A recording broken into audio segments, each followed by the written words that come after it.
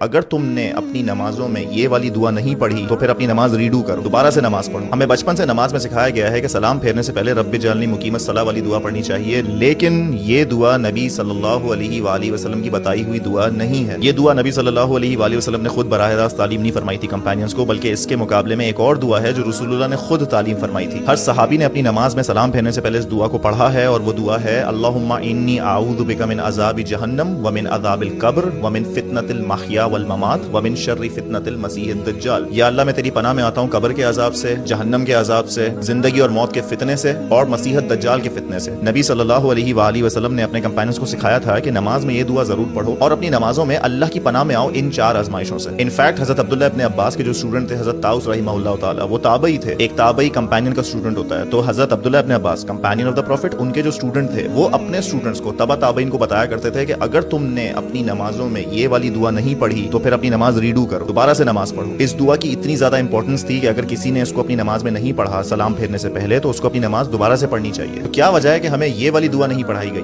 بلکہ ہمیں سکھایا گیا رب اجعلنی مقیم الصلاۃ ومن ذریتی ربنا وتقبل دعا ربنا اغفر لی ولوالدی وللمؤمنین یوم یقوم الحساب۔ سلام پھیرنے سے پہلے ہمیں صرف یہی دعا یاد کروائی گئی۔ تو یہ صرف اس وجہ سے ہوا ہے کیونکہ ہمیں مسلک کی نماز پڑھائی گئی ہے، ہمیں نماز نبوی نہیں پڑھائی گئی۔ جیسے 6 کلموں کا کوئی کانسیپٹ نہیں ہے بچپن سے رٹوائے گئے، کچرا پھینکنے والی عورت والی حدیث فیک تھی بچپن سے بتائی گئی، بالکل اسی طرح ہمیں نماز میں وہ دعا پڑھائی گئی جو ہمارے مسلک کے لیے بہت امپورٹنٹ تھی، شاید ہمیں نماز نبوی نہیں پڑھائی گئی۔ اور ویسے نماز میں فلیکسیبلٹی ہوتی ہے کہ آپ سلام سے پہلے ربنا سے سٹارٹ ہونے والی کوئی بھی دعا پڑھ لو۔ تو قرآن میں سب سے بہترین، سب سے ٹاپ ریٹڈ ربنا والی جو دعا ہے وہ ہے ربنا آتنا فی الدنیا حسنہ وفی الآخرۃ حسنہ وقنا عذاب النار، سورہ بقرہ کی دعا۔ یہ دعا بھی پڑھی جا سکتی ہے، رب اجعلنی والی دعا بھی پڑھی جا سکتی ہے، لیکن نبی علیہ السلام نے کون سی دعا تعلیم فرمائی تھی وہ ہمیں نہیں سکھائی گئی۔ اس لیے یہ دعا سیکھیں، دوسروں کو سکھائیں، خود بھی یاد کریں، نماز میں امپلیمنٹ کریں۔ اگر کوئی رب اجعلنی والی دعا پڑھنا چاہتا ہے fair enough go for it, لیکن وہ دعا نبی علیہ السلام نے تعلیم نہیں کی تھی۔ جو نبی علیہ السلام نے تعلیم کیا ہے وہ آپ اپنی نماز میں امپلیمنٹ کریں۔